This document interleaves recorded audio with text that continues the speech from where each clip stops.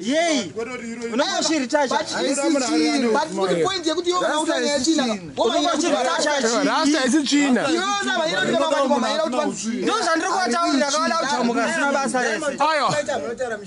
Ndati chi. Yala iyo China. Utopisa marasa. Ndikutopisa kuti be presentable. Izo ndototaura ndakasimba. Be presentable. You Rasta man.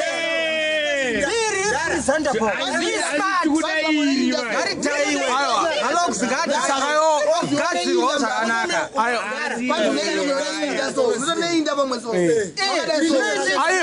Ayo, iwe digital mungu pakaenda prison andakaita tsikizi ariko.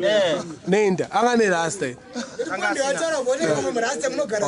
Iwe unekatika kuma 1980 kakuti munhu anoita Rasta ing'anga vanhu vanoita zveuchina akasarabatika ati chandinoziya ndechekuti tikada kutaura zvinhu zviri real munhu anokurumidza kubatwa obva ati aiwaiwo otanga kuita noise but Rasta is China.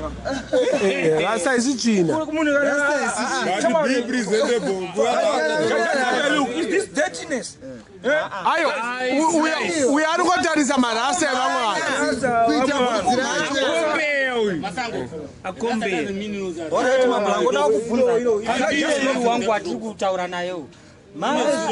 Rasta Rasta pamwe kutaura kwandaita ndangohama fast but ndanchida kuti nini be presentable iwo malogzia ane zvaanodawo achichunwa achidawo zvakanaka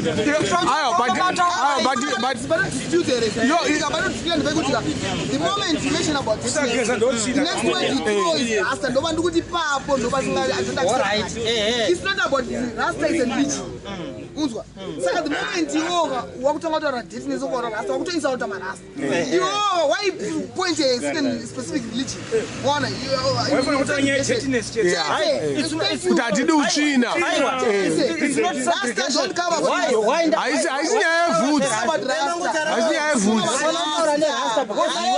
iwo unazuda kayo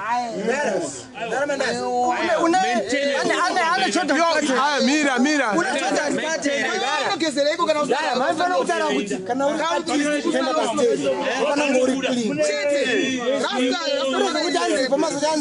Rasta naye ne malogs ndosaka ndadaro ayo tese ne malogs ndakanangana ne uyu ayo naye but it's shooting we show that mentality unafana kwenda pa stage wewe pamwe ndataura naye yakaipa but ndanchedza kuti wa personalize nyaya zvikuita ngo watarisa vhudzi rako bvaona kunge risiri clean zvanachedza kutaura kuti iwo malogs ane zvaanodawo ayo because you apinda pastorero atuna malogs yori mbostori jara nyaya mataura temati artist kana uchenda pa stage ufana ngori clean ini ndakanangana ne malogs ndakanangana ne malogs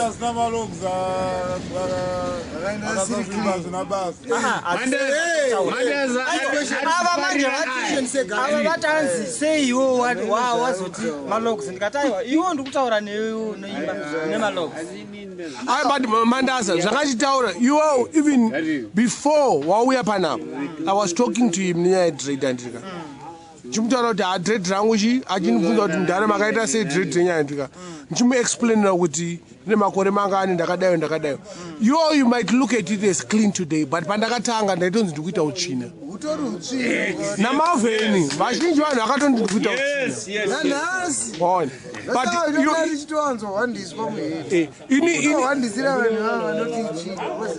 ende ndo vanoita kuti tikure vozi vanenge vachikuti gera saka iwo sarasamani ungaudzirwe ndakauratidza picture yangu ini tiri kumabhusa unofunga kuti china bhozi ranga rakadayo zviti zvimakwati zvebrown handimira mudara iwe ndangokutaurira iwe kuti unzwisise kuti Rasta randakatanga naro handika iyo usapinze uyu musame picture nini bhozi tinogara we are totally different togara lifestyle yakasiyana iwo kutaisa Rasta rangu hauzive zvandakaisa murasta rangu kawaniro kanosiyana uyo anowana zvakasiyana uyo anowana zvakasiyana kana muchimikisa nevamwe vanhu Hamuna here mumwe munhu wamakaonawo mukataurawo sematauriro andaita kuti logo iri kayo iyi inenge yachina iyi hamuna kumbozvitaurawo here kana kuti munhu iye hamuna kumutaurira but mega makangoti hai yadosti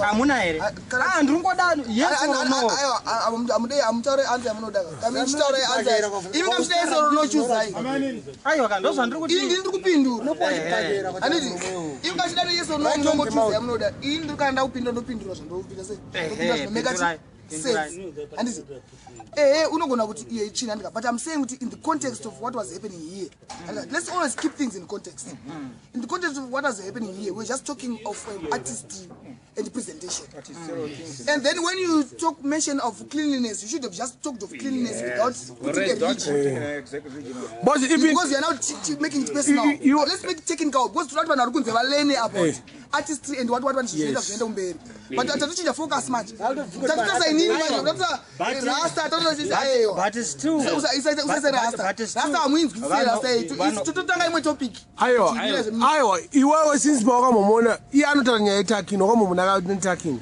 amen ukarwa takini yasulu aiwa inini takini yasulu tumasasi twavo tumasasi topanhamo tumasasi topanhamo tokuti chii takini yasulu bachini vanhu vaitakini yasulu iyo unofanira kuziva kuti presentable maaccepta zvenyu aiwa presentable ka inodiwa but iwo chingoremember kuti even Bob Marley inzwa pakugara wakazvininipisa even though wapa level yepamusoro mapa-accepta kuti kana kuti mati kana wane bhega hauna respect inopera respect inotopera kazhinji kacho ukwana zvinoitika mandikutaurire inini ka inini mazim dancer artist inini personal mazim dancer they are humble asati abata bhegi akabata bhegi pangotokuona kumushaya but asikuda kuti kumushaya because anenge akuaccessa zvimwe zvinhu zvanga asingakwanisa kuaccessa asina bhegi aiwa asi nini pamurikutaura iyeyo uyu hatisitaura mumwe munhu totaura uyu isu tida kufokasa on Jabless kuti Jabless kana abata bhegi handitika pamwe anogona kutadza kutaura nemi wakuti mufana uyu ndomuziva asina kana bhegi handitika makumuona paTV akupfuura nebhenzi apo akungokuridzirai bhero vakawanda vatakaona vakutiridzira mabhero asi ininika pachezvangu inini ndiri ndega zvangu asi takawanda but ini pachezvangu inini ndinowanzofarira kuti titaure zvinhu zviri real zvatiri kurarama chaizvo chaizvo ndo zvandinonyanyoda kuti kana tichinge tasangana so tidzidzisane zvedu zviri kuitika chaizvo chaizvo kwete kutaura zvomumafirimu zvakaipa munhu whether uri muimbi hausi muimbi ukaita bhegi rinokupandusa zvako but asi inini ndiri kuti chakanaka ukave humble vanhu vanenge vakawanda vanouya padhuze newe pane kuti ukasave humble unowana just a few vane mabhegi futi vari kuita uda kuti ndomaenda off topic ini ndomakuendera off topic right munoti support local land kune vakadzi vari kuvhura mabhutiki vari kutengesa hembe vari kunohodaona naDubai ivavo vamarasta acho mabhutiki ka aiwa ngovutengesa hembe kutengesa hembe mashops anditika yes muno muZimbabwe ivo vari kuda kusapotwa nemabhebhe aya kumashows kwavo tikusapota ka vari kusapotwa mabhebhe ari kuenda kumashows kwavo vachinonzwa ngoma dzavo but kana vaenda kuna naEngland vakuuya nezvihembe zvekuEngland haachaenda kunotenga ikoko manje haasi kuda kusapotwawo chi because for everything you give ka you supposed to get a return ini ndakauya pawedzera panapa I give something and I expect a return from him if he doesn't give me a return I'm gonna switch unovenga munhu pasina chaakutadzira because like I'm saying vanhu vanonohodha masheds kune mashops akanaka anotengesa masutsu haumboona kana matop artist acho achienda kunotenga chisutu but ada kusutu yekungopiwa chete every time ada kungopiwa chete ayo anopiwa ngopiwa kunze hanochi uri kuenda kuaward handitika it's yours you know you're advertising for me but kana waenda kuEngland wabatawo bhegi chimbouya uzotengawo kana chimbouya neshama dzako dzombotengawo muno havasupport local. They don't support local. Inini personally, nobody supported me as a local when we were Silverstone. They were supporting more Jabi because I'm Rasta. You know what I mean? Inini, I was just humble. Right. And he was just what? Humble.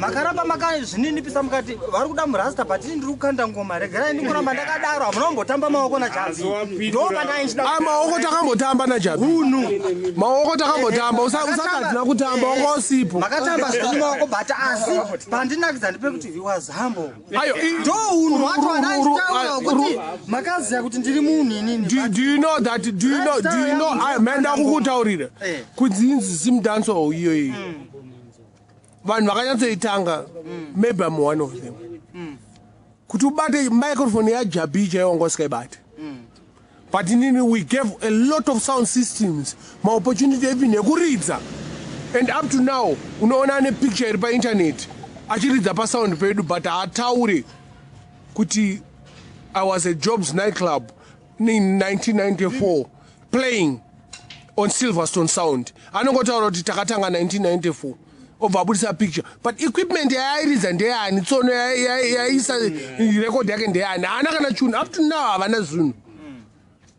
Why inini vachitenga ivo motikari ndichitadza kutenga motikari because love yangu iri kwakasiyana kuchinzwisa uyu Jabless uyu love yake kwaakananga ari kudawo zvaari kuda chimbomupawo chance ada kuzvirepresenta Jabless noti kungomira kuti Killer T akaita show ndoenda pana Killer T munzwisise side rake vanhu vanyasinzisa muna anenze Jabless not ndaudzoka kune kwamuri mukoma Jabless imimi zvinhu zvenyu zvaita zvandiri kubvunzai chishowo changu mapostawo maakuonekera maakuzikanwawo pamwe muchimbodaidzwawo dzimwe dzenguva pamwe nehurumende inoita mafunction ka pamwe ungave KG6 kana kupi kana kuti mahirosum imbodaidzayo munhu anonzi Jabless ambotiridzirawo pamwe avazotaura akasakuru anokwaziza kanhamba kakamubata anokoti imboisayo nemuvanawo imimi kana mapa level iro rekudaidzwa iri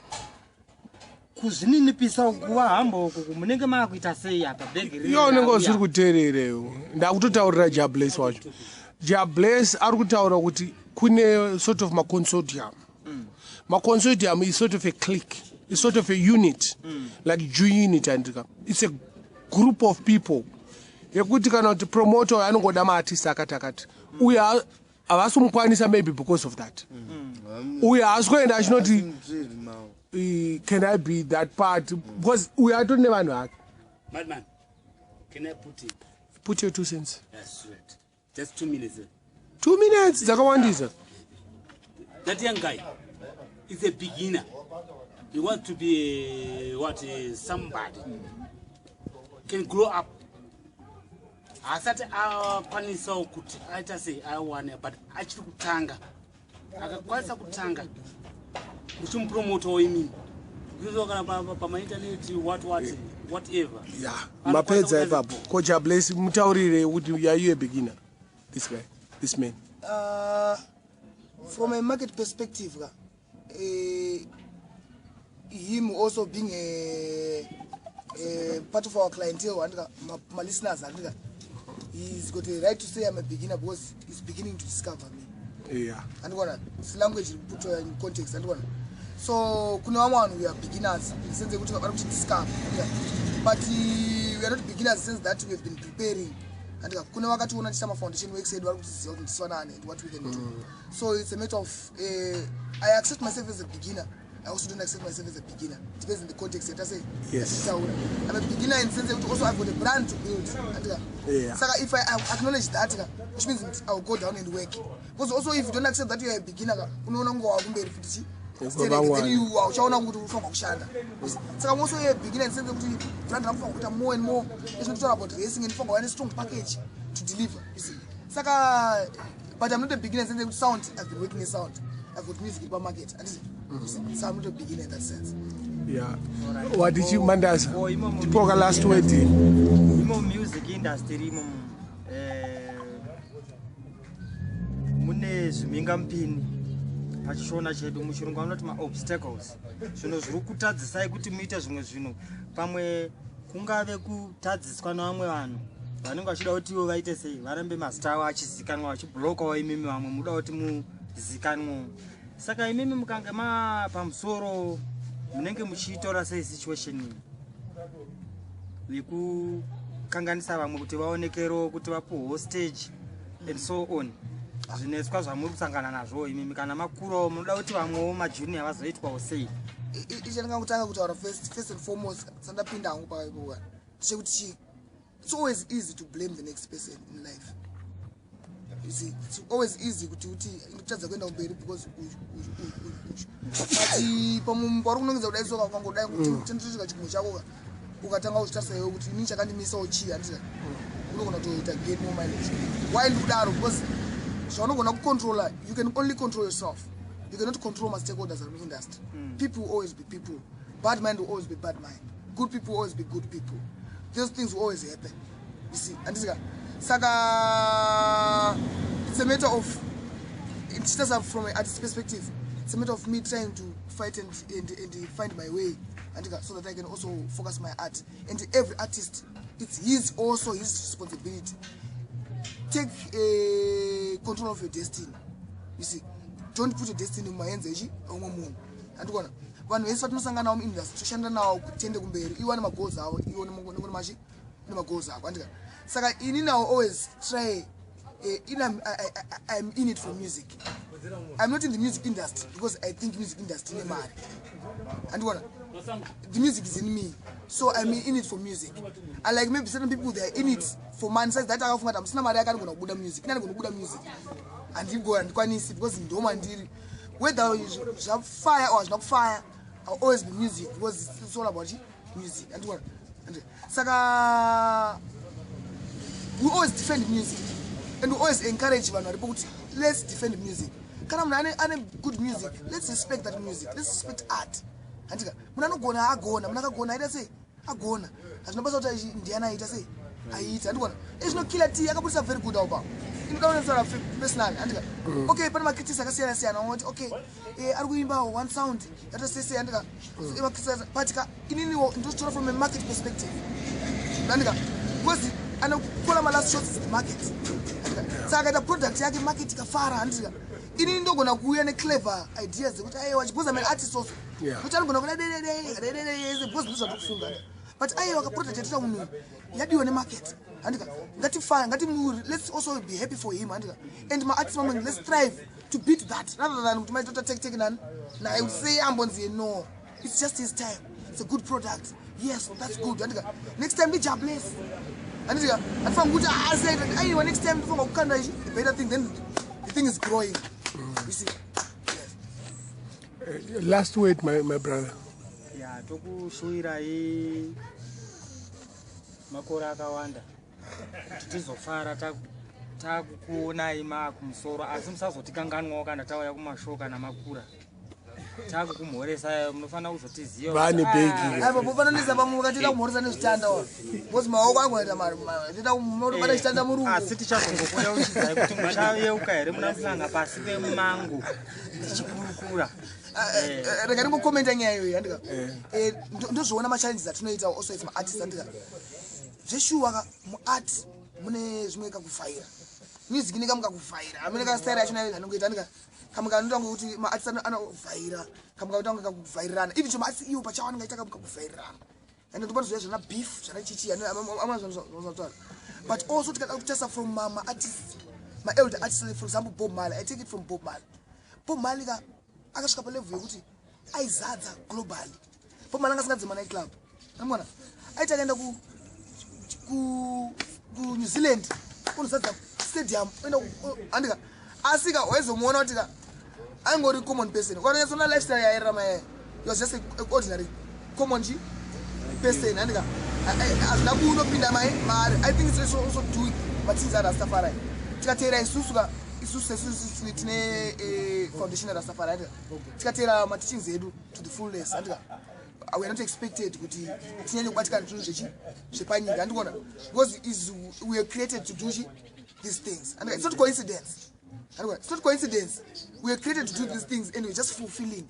Saka pafanga kuvhunduka, pafanga kurwa nehana. Hana yako yafana urwa nehana. Yes. Pafanga zvizvinonga last time ngopfeka bhutsu. Just like ngomuka. Just like muti waita mafruits. Andisi atifanga kurwa nehana. Tikatodaro zvesho tichitovhiringika. Tichichokwadi. Ini ndikati ndichadai nganyebe. Ngatizoona zviyatika ichi. Mufamba mechi? Maita. Pane mwe mubvunzo 1. Ausati wapedza futi. Kuti saka iro log renye muda kuti rirebe ungefanikara na Bob Marley kana kuti munoida riri pa height ipi. Zvandingakutaura zvekuti ini log rangu rine significance. Andika. Significance yaro ndekuti andiri geri. Andika. Being also a significance of my struggles within a system. Andika. And an expression yangu as an African youth. Andika. Trying to search for freedom. Andika. Saka it's not about kuti richareba kusvika pa, but the idea is I'm not going to cut it. Andika. As a symbol for my struggle. Andika. It's easier for me to live in this local both society non tambira that way, but I don't want it. I want the harder way because it's the expression of truth in it. It's easy things. We don't go for easy things. The world has never given us easy things. Why you give us easy things? It's never been easy for us.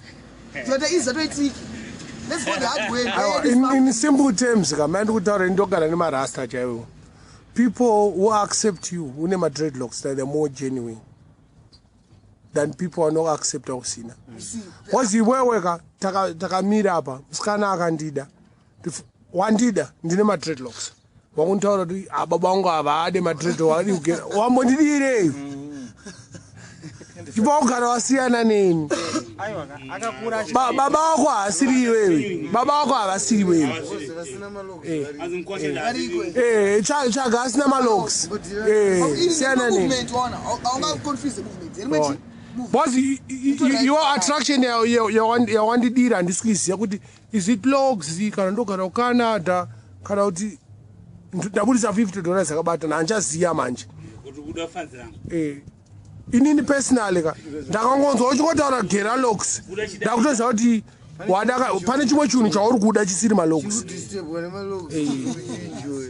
uda kuita ndege uda kuenda kucanada asi hakuna here mamwe marasta vakagereswa nezvimoko haasi marasta izvozvo ndo zvandinojamuka manje ndakarohwa mazvikanga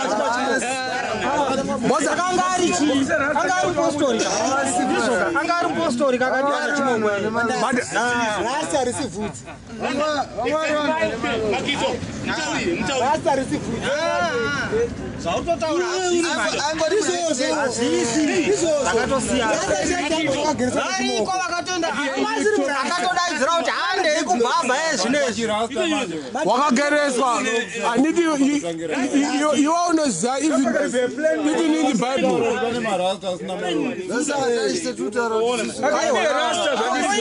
koinga ini ndataura zviri pachana kawanda here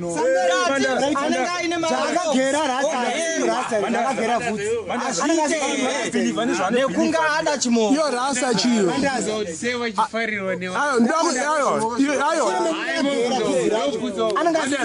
kujamuka pabhaibheri charakaazi ndingotanza ndingoti hachina chimoko bhaibheri charakataura kuti zvimoko zvine simba ndingoti aewa ndakagera bvudzi ndosiyana nezvindaite ndakagera bvudzi zvinotosiyana pane mwe mitiro usingaite pane zvimwe zvausingaite ihekati wewe inini ndo zvandatauraivo angataura kuti wewe mese ari muground iwo ari kutamba bhora aenda kumba manje asiri muground oti hanzi zvinofanana azvifanane skiri rake rekubhita anhu 7-4-5 zvesana kipa riri muground kana abuda muground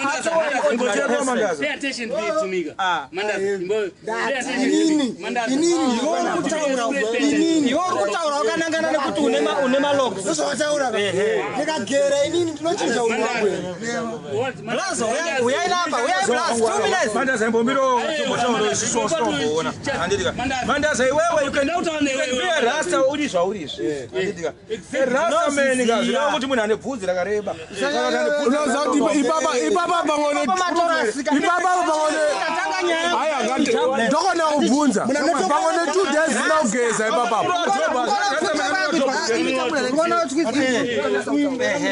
yo pangone 2 days zinogeza ipapa Pana marasta skaro jobo nesi. Anditombo. Anditomborari. Oh. Feel comfortable. Azviite. saka usatomborera sinogezewo Ndonge pamwe. usati ndonge pamwe But zvandikwanisa kutaura ndezvokuti ndonge ndisiri kusenza. une uchina Hausi uchina. It's normal.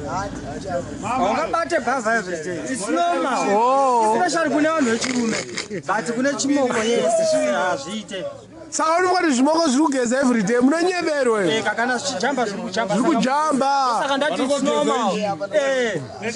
Kuita kuserviswa maita progress amita ambisi chimboimba kasonga jabless vana yanoziya uya kuno chimboimba kasonga one line chete paunogona pacho smart sadaro wakunyara futi chibva wakakanda